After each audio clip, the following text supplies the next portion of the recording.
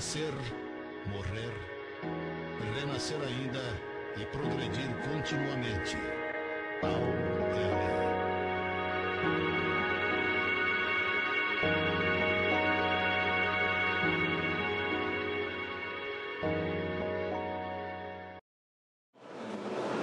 Vamos elevar o nosso pensamento a Deus, para que possamos iniciar a nossa reunião desta noite, uma reunião festiva, em que comemoramos 52 anos da inauguração desta casa, os seus vários departamentos, nas suas várias atividades. E assim, rogamos a Jesus, o nosso amigo e mestre, que em teu nome, Senhor Jesus, esses amigos espirituais possam ser homenageados pelo muito que fizeram, pelo muito que fazem, por cada um de nós, vinculados a essa instituição. Mas, ainda assim, rogamos a assistência, o amparo da Dona Emília Santos, do tio Rolandinho, da tia Bebé, da Dona Irma Ragazzi Martins, da Dona Benedita Fernandes e de tantos outros espíritos que nos amparam. Todos eles possam estar conosco, possibilitando, assim como familiares de cada um de nós que aqui está, possibilitando o equilíbrio, o refazimento de todos. E assim, agradecidos e contando com esta proteção, é que iniciaremos a nossa reunião da noite, dando graças a Deus. Que assim seja. Então nós vamos iniciar com a peça musical que a Maria vai apresentar.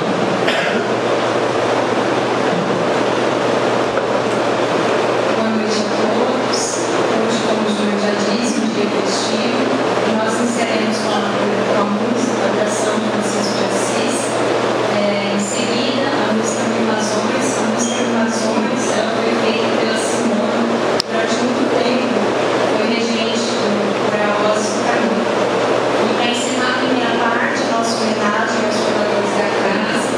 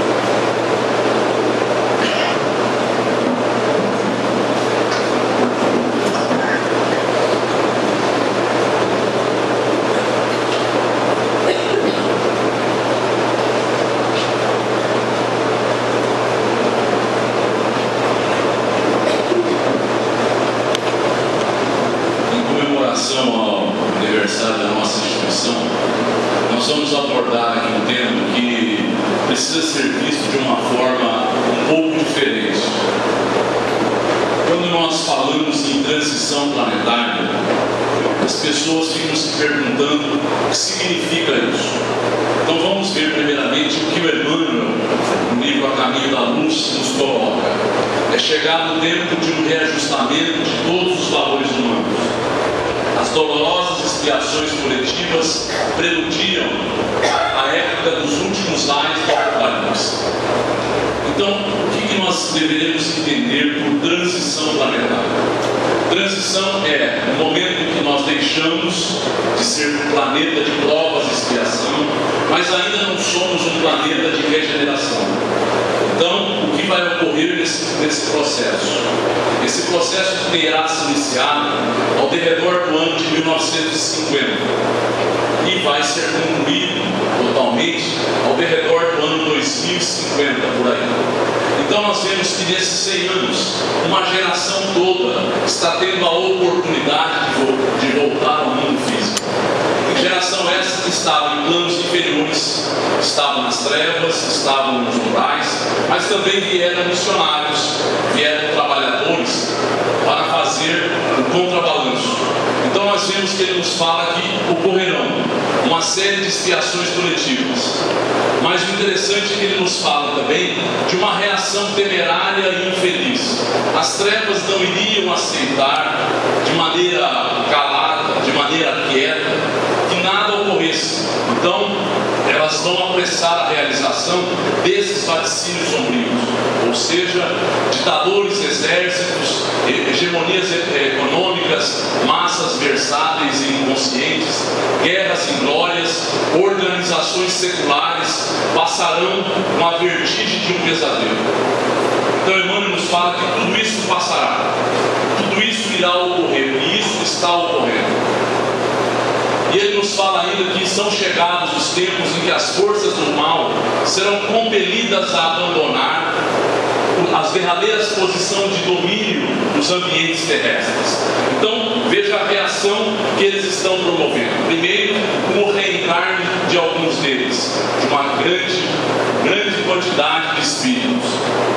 E aí ele nos fala também que depois da treva surgirá uma nova aurora. Luzes consoladoras que envolverão todo o orbe regenerado no batismo do sofrimento. Então vamos entender agora, vendo aqui o que Emmanuel nos diz. As profecias, ele profetizando o que vai ocorrer, o que tem ocorrido. Agora nós vamos ver quais foram os reflexos, quais são os reflexos que nós estamos sentindo com o reencarne em massa desses espíritos que estão tendo, volto a frisar, as últimas oportunidades. Então é importante que a gente entenda que existem reflexos muito claros. Imaginemos que nós estamos ao redor do ano 1950. Pós-guerra se estabelece. A Guerra Fria começa a tomar corpo. O mundo se divide entre aqueles do Tratado do Atlântico Norte e aqueles do Pacto de Varsóvia. O mundo capitalista e o mundo socialista. É uma divisão. Começa a ocorrer, a sociedade de consumo começa a se intensificar. Começa efetivamente a existir um capitalismo selvagem. Mas, com o reencarne desses espíritos, lembremos, ao redor de 1950, quando nós chegamos mais ou menos no ano de 1965, o que ocorre no mundo? Nos Estados Unidos e na Europa, começa a ocorrer o movimento hippie, um movimento em que as pessoas agora começam a jogar, a se defrontar com a hipocrisia humana. Os Estados Unidos está em guerra com o Vietnã, e aquelas pessoas se colocam contrárias a isso. Então, o que eles estão colocando? Que aquelas pessoas ali querem a paz na sua família, mas na verdade guerreiam com outros locais. Em verdade é uma hipocrisia. Então esses espíritos que chegam de todos os locais jogam os valores para serem reavaliados. Valores da família, saem de casa e vão fazer agora a apologia do sexo, droga e rock and roll, do passe e do amor. Faça amor, mas não faça guerra. Então são agora os prenúncios de uma mudança de paradigmas. Um novo contexto está a surgir, mas junto com eles surge? As drogas. Olha o que ocorre, a devastação. Elas sempre existiram, mas nunca em tanta quantidade. A economia da droga começa a desenvolver-se a partir do final dos anos 70, no início dos anos 80, movimentando cerca de 300 a 500 bilhões de dólares ao ano. Isso em 2005, para um mercado de aproximadamente 200 milhões de pessoas. 5% das pessoas entre 15 e 64 anos são consumidoras de droga.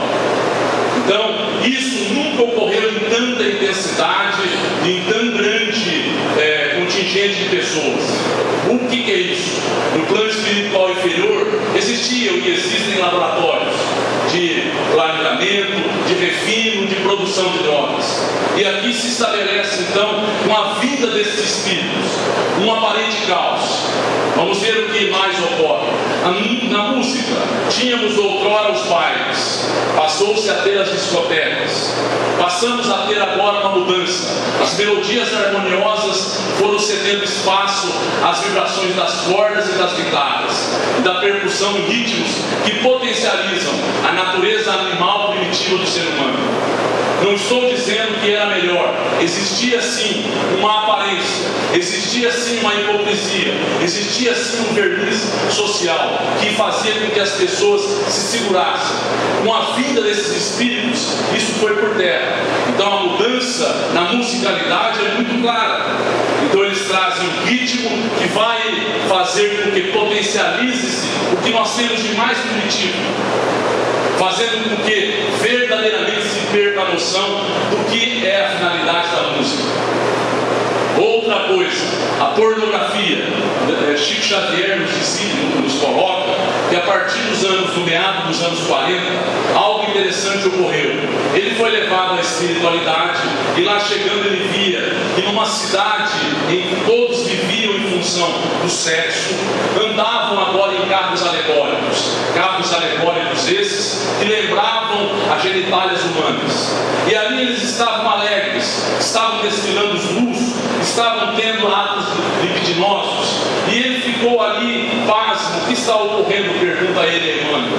Eles estão felizes porque eles vão retornar ao mundo físico e farão com que tudo que o homem até então cerceou, reprimiu, possa agora ser reavaliado. E aí nós vemos que a pornografia passa a surgir. A prostituição é um fenômeno de massas. A pornografia existente pelo mundo inteiro. A pornografia se difunde por todas as sociedades. E os rendimentos agora são astronômicos. Então nós vemos que passou a ser uma indústria a prostituição e a pornografia. Então nós vemos que essa mudança foi radical, foi vertiginosa, foi algo impactante sobre a sociedade.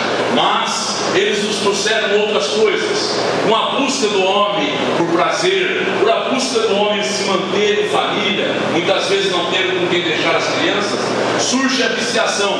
Olha o que o psicólogo Alex Signo fala. Ele demonstrou que nós liberamos, ou seja, a criança libera, quando está olhando na tela de uma televisão, uma substância chamada dopamina.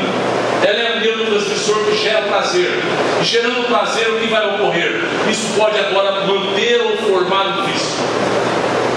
Isso aparentemente é um descaso, ou seja, é isso que eles estavam colocando. Será que a família que era colocada naqueles moldes hierárquicos, o homem comandando, a mulher sendo a sua secretária e agora atendendo aos reclamos do filho, estava sendo colocada à prova?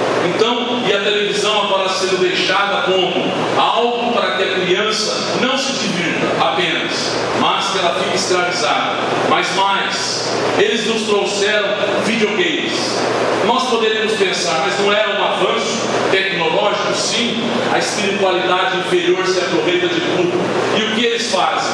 Eles fazem com que crie-se, através dos games que jogam-se intensamente, alterações neurológicas de longo prazo. Então o cérebro da criança tem alterações, e essas alterações se assemelham a dependências químicas. Então os jovens passam horas e horas jogando, passam a ter problemas. E o mais interessante, passa a ter esse adicto, que é um viciado, que é um dependente total. 10% dessas pessoas são escravas dos jogos eletrônicos, não sabem viver sem, precisam fazer tratamento em clínicas de terapias. Por quê? Porque elas ficaram de tal forma induzidas por aquele prazer que estão presas. E outra coisa interessante, os jogos eletrônicos agora passam a ser violentos e trevosos, ou seja, as crianças, os jovens precisam matar, as imagens virtuais são tenebrosas, e aí eles são agressivos, a ordem é matar. Lembremos o que forma ao redor desse jovem: uma aura, uma vibração doentia. O que gera ao redor de todos que ali estão, uma aura doentia, pelas imagens, pela agressividade. Então nós estamos diante de situações que foram mudadas aos poucos, mas o mais interessante, começa a ocorrer um esfriamento da fé. Isso é verificável, as pessoas percebem isso. Por que as pessoas agora começam a esfriar a fé? Porque nunca se viu tantas demonstrações de perversidade, de pura maldade, quanto o que vemos hoje nos noticiários. E o próprio trato interpessoal tornou-se mais frio, mais agressivo, e, além de tudo, a vida humana perdeu o seu valor. As pessoas agora não têm como se contrapor a isso, passam a ver que isso adentra na nossa casa, e nós estamos aparentemente reagindo a isso de forma indignada, de forma horrorizada, de forma ressentida, e nós estamos criando problemas. Outra razão para ter ocorrido o esfriamento da fé: muitos acreditando no fim do mundo e não vendo luz no fim do túnel, mergulham agora de cabeça em certas posturas enfermiças, e inclusive aumentando o índice de suicídios. Isso é verificável. As pessoas não têm respostas, as pessoas não sabem o que está ocorrendo.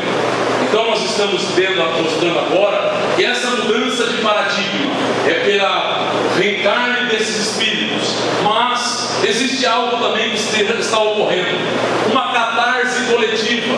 Por quê? Se esses espíritos estão reencarnando para ver se eles estão aptos, aqueles que são medianos precisam também serem avaliados, serem aferidos, ver se eles estão também aptos a permanecer no planeta, que será um planeta melhorado.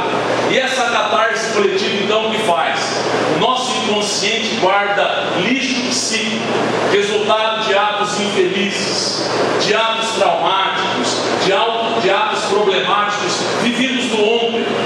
E aí isso vem à tona, necessitando nesse momento aparecer, para nós podermos fazer esse balanço, podermos superar a nós mesmos. E isso aparece de que forma? Na forma de uma depressão, de um pânico, de uma enxaqueca, de uma fobia, de uma neurose, de uma psicose, de uma fibromialgia e de tantas outras doenças no momento. Então o que é isso? É o nosso lixo psíquico precisando vir à tona, precisando ser trabalhado. Então nós estamos diante de uma situação. Esses espíritos enfermos, provenientes de planos inferiores, nos trazem à baila a nossa hipocrisia, questionam todos os valores. Nós mesmos trazemos esses problemas, espíritos medianos que somos, para fazer o balanço. E aí nós vamos ver que nós precisamos tomar uma atitude. Precisamos nos conscientizar. Da forma que está, nós estamos nos enfermando mais. Então, o que nós temos que fazer? Nós temos que pensar o seguinte: nós vibramos, somos dínamos geradores de energia. E estamos gerando a todo instante uma energia. Ela pode ser positiva, ela pode ser neutra, ela pode ser negativa. E estamos assimilando energias da mesma ordem, que estão em sintonia conosco. Então, cada um de nós está vibrando e está agora captando o quê? Esse caos vivido no planeta, essa balbúrdia vivenciada pelas pessoas que não têm fé, que não têm uma resposta, que não sabem o caminho a seguir, que não sabem que é um momento transitório, e todo momento transitório é mais intenso. Então, nós precisamos reavaliar, e esse estudo é feito, esse livro Influências Energéticas Humanas, que esse Francisco de Carvalho nos coloca uma escala energética imaginária. Imaginemos que uma escala que vai de 0 a 10 no âmbito emocional. O 0 significaria o ódio, 10 significaria a desejo de vingança, o 20 significaria a inveja e o ciúme, 30 rancor e azedume, 50 seriam emoções neutras, e aqui começam a surgir sentimentos: esperança, 70, a fé, 80, a fraternidade, 90 e o amor, 100. O que eu estou dizendo? Ao redor de cada um de nós existe um halo que vai manifestar as nossas emoções, os nossos sentimentos, e nós agora, se não tomarmos cuidado, o que vai ocorrer? Vamos ser encharcados, vamos ser invadidos por energias perniciosas, por energias doentias, e estamos sendo. Então a nossa postura é de reavaliar, é de refazer caminhos, é de repensar. E aí, o que vai acontecer? Cultivando pensamentos e emoções doentias, nós geramos energias de baixa frequência, de baixa vibração, e criamos zonas de fragilidade, verdadeiros focos de enfermidade.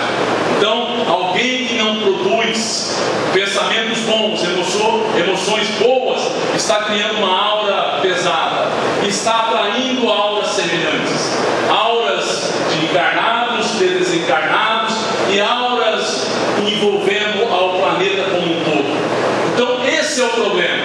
Ou nós nos conscientizamos que nós estamos apenas reagindo aos noticiários, reagindo às circunstâncias, sem termos agora o que fazer, e portanto seremos envolvidos, e portanto acresceremos doenças que não necessitaríamos passar. Então nós não necessitamos dessas. Nós já trazemos agora uma catarse que vai ser feita, uma reavaliação que vai ser feita. Isso agora é uma assimilação indevida, desnecessária, que nós estamos fazendo. Então, que medidas tomar? O que devemos fazer para nos opor a isso? Algo precisa ser feito. A doutrina espírita precisa nos mostrar caminhos. E como nos dizem alguns que são ateus, agnósticos, dizem o seguinte: parece que Deus está de férias. As pessoas não estão entendendo o contexto. Nós temos a explicação, mas precisamos agora saber o que realizar. Nós precisamos então mudar de postura. Essa mudança de postura é fundamental. É preciso realizar uma transformação profunda, não de superfície.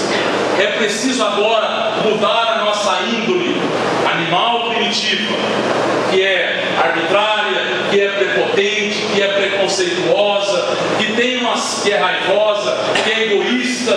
Isso nós carregamos há muito tempo. E nós somos julgadores da conduta alheia, críticos severos do comportamento dos outros. E nós estamos, a partir daí, assimilando energias doentias. E a partir daí nós estamos ficando vulneráveis.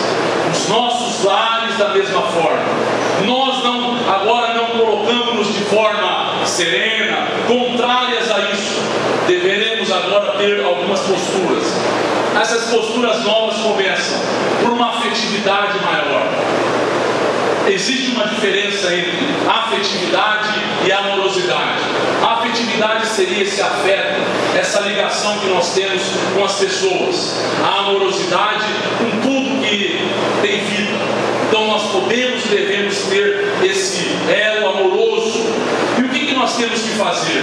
Quando nós avaliarmos uma situação, quando nós nos avaliarmos, quando nós olharmos ao irmão, ao filho, ao marido, ao patrão, ao empregado, e nós possamos ter essa vibração, olhar para eles agora de uma maneira afetuosa, olhando do fio do cabelo até ao ponto do pé, vibrando para que ele agora se ajuste, para que ele receba energias de amor, energias de paz, energias que venham envolvê-lo, se eu fizer o contrário, eu serei prejudicado. Então é de boa inteligência que façamos essa análise. Vibremos por alguém que nós temos problema negativamente, nós vamos nos sentir pesados, nós vamos nos sentir mal, nós vamos ficar com dores aqui e acolá, porque as dores aparecem em um determinado momento, em um determinado local, e se espalham para outros locais. E passamos a ter então um comportamento que é doentio para nós mesmos. Se pensarmos agora por essa mesma pessoa com as quais temos problemas, de forma afetuosa, entendendo que ele é amado por Deus, que ele tem seres espirituais que não recriminam e entendem o local e o andamento em que ele se encontra espiritualmente falando. Porque se nós imaginarmos que Dr. Bezerra de Menezes, Chico Xavier, Mahatma Gandhi vem até nós e começa a recriminar para que nós não possamos receber o auxílio, nós estamos enganados.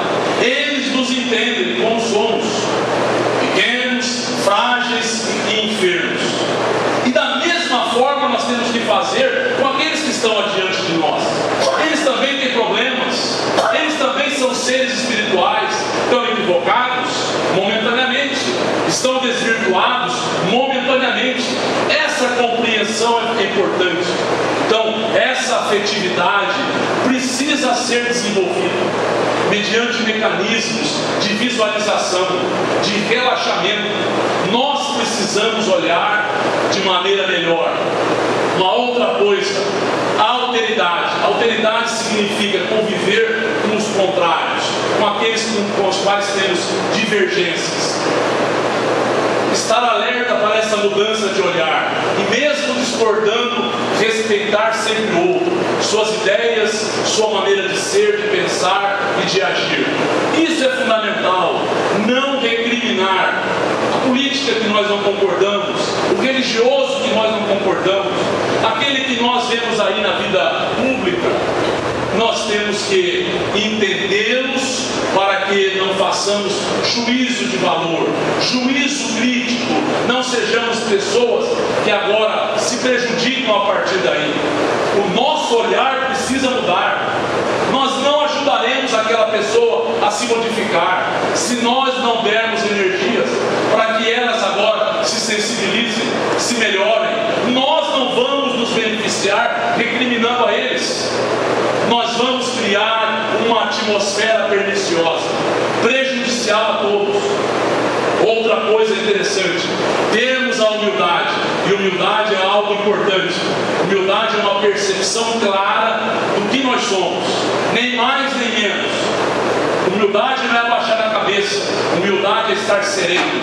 Humildade é construída sobre o alicerce do amor e da compreensão.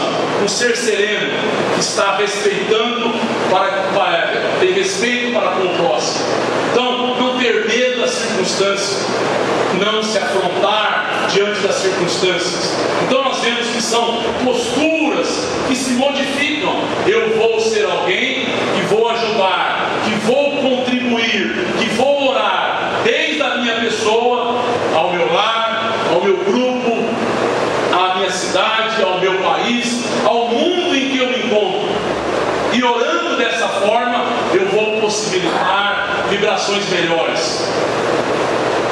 Outra coisa interessante, termos um contentamento. Estamos encarnados, uma oportunidade grandiosa, e aproveitarmos, mesmo que não saibamos o que significa aquilo, aproveitar todos os momentos possíveis para ampliar as suas vibrações de alegria e de contentamento. Ser superior, ou que pretende estar num local superior, precisa ser um ser satisfeito consigo mesmo. Ah, mas eu tenho defeitos, eu vou trabalhá-los, eu vou superá-los, mas eu não posso perder essa alegria de viver. Eu não posso perder a ajuda que eu possibilito ao outro, contagiando com a energia positiva, com o otimismo. Uma outra postura, e ela põe todas as outras no norte, é o equilíbrio. Então ela vai dar a afetividade e o norteamento. Ela vai dar a alteridade, vai orientar as reflexões, as discussões. Ela vai evitar excessos. ela vai fazer com que a nossa humildade, nós não caiamos nos extremos. E no contentamento, evitando exibições desnecessárias e evitando também exageros. Então veja lá, a pessoa precisa ter um equilíbrio, ela precisa ter a confiança, ela precisa ter a noção do que ela aqui está fazendo. E nós temos a noção, nós precisamos é nos conscientizar. Até então reagimos, e reagir significa envolver-se com energias doentias, prejudicar-se, prejudicar o seu lar. Esse clima interior de mudanças, para não sofrermos, ou melhor, para não nos envolvermos com vibrações, desequilíbrios e doenças desnecessárias. Essa mudança de clima interior é fundamental. Ou nós vamos aprender por bem, ou nós iremos sofrer consequências. Ou eu vou aprender a visualizar o bem, o amor, ou eu vou valorizar o negativo, o perverso, o cruel, e vou estar fazendo com que eu seja o grande prejudicado. Agora, algo interessante deve ser feito, porque nós vamos nos propor a melhorar. Sim, vamos ter um olhar melhor, vamos ver de maneira mais compassiva, mas agora precisamos manter isso, porque o grande problema é: eu me proponho a melhorias, mas eu vou me conscientizar que eu não estou levando adiante quando eu vier errar. Por exemplo, diante de um fato, diante de uma situação. Então, é proposto que nós, para não nos esquecermos, geralmente devemos nos lembrar antes de ocorrer, e a solução está em criar lembretes. Coloquemos lembretes para que nós não nos esqueçamos o que devemos fazer. Uma pequena historieta para ilustrar isso. Determinado espírito propunha-se a melhorar. Ele achava que ele precisava adquirir humildade. Ele precisava que faltava ao seu ser a humildade. Ele se via um ser um pouco autoritário, um pouco prepotente. Num determinado dia à noite, dormiu, teve um sonho. Foi ao plano espiritual inferior. E lá chegando, ele se viu envolvido por um local, por uma vibração, por algo que fazia tão mal a ele, que ele imaginou: o que eu estou fazendo aqui? É um pesadelo. Quando ele se viu agora com um bracelete no seu braço, e o bracelete estava escrito: Vale dos Prepotentes. E aí ele se deu conta, acordando, que ele fez parte, ou fazia parte, há pouco tempo, desse local. E nesse instante ele se deu conta que a autoridade, ou autoritarismo, a prepotência que ele carregava, vinha de muito tempo. Que muito tempo ele havia ficado nas trevas, mas ele queria sair daquele local. E agora ele foi a uma pequena bijuteria e comprou um bracelete. Não pôs nada no braço, apenas o bracelete. Um determinado dia ele está indo ao trabalho, o ônibus que chegava em determinado local não chegou, ele teve que correr 2 quadras para alcançar o ônibus, e lá chegando, ele foi agora se dispor contra o cobrador, mas o bracelete estava no seu braço. Ele lembrou de acalmar-se e perguntou: o que aconteceu que vocês não passaram no ponto de converse agora com o motorista? Ele olhou e viu que era um homem agora envelhecido, e chegou próximo, ainda um pouco nervoso. O bracelete agora punha a ele uma certa limitação. Ele chegou próximo e disse: o que aconteceu? O senhor não parou no ponto devido? Ele falou: aconteceu um acidente, eu tive que fazer um desvio. E ele viu que aquele homem era tão simples, tão tranquilo, com aquela idade, precisava ainda trabalhar, que ele se aquietou. Aquele lembrete passou a ser muito importante para que ele pudesse aos poucos superar a sua prepotência. Uma outra coisa que vai nos ajudar a mantermos um estado de renovação é a prece. Olha o que nos fala Miramês: se todas as ciências do mundo procurassem estudar e compreender a oração, os caminhos da vida física ficariam mais fáceis de serem trilhados. Nós não temos noção dos benefícios que uma prece faz. Olha que interessante, no cérebro, ondas amortecidas são produzidas por mentes não acostumadas à elevação, mas que em momentos de aflição proferem preces fervorosas. Essas ondas amortecidas, o que seriam? Ondas que em determinado instante elas erguem sua potência, mas depois retornam abaixo do que estavam. Essas mentes não acostumadas à prece, à elevação, fazem preces fervorosas. Fazem sim, mas não dão manutenção. Então, para que façamos uma prece e ela seja eficaz, nós temos que sair de um parâmetro bom. Se nós estivermos com essa mudança de aura, de vibração, de energia, nós sairemos deste para um plano superior. E assim seremos assistidos, seremos beneficiados. Olha o que nos falam os cientistas. O pesquisador Greg Braden do Instituto Hertz informa que experimentações científicas mostram que indivíduos treinados para sentirem amor profundo foram capazes de mudar a forma do seu DNA. Quem ora convictamente, quem ora verdadeiramente, tem a capacidade de mudar o seu DNA. E olha que coisa interessante, constataram esses dois neurocientistas da Universidade da Pensilvânia, Andrew Newberg e Mark Robert, que quando nós pensamos em Deus, ocorrem alterações nos circuitos neurais de áreas específicas do cérebro, e eles colocam assim: Deus pode modificar seu cérebro. Para nós neurocientistas, esta pode ser uma das mais fascinantes experiências humanas.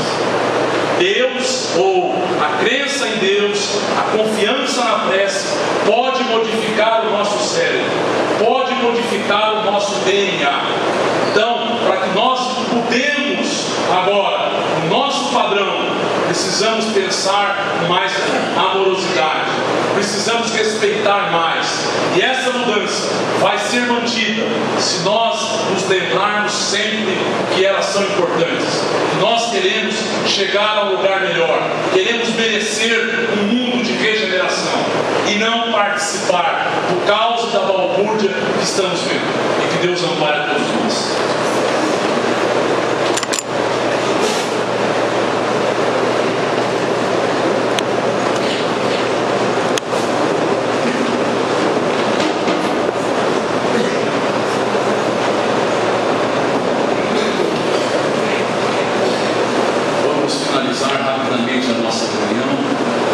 Agradecendo a Deus e a Jesus por estarmos comemorando mais um ano de vida dessa instituição.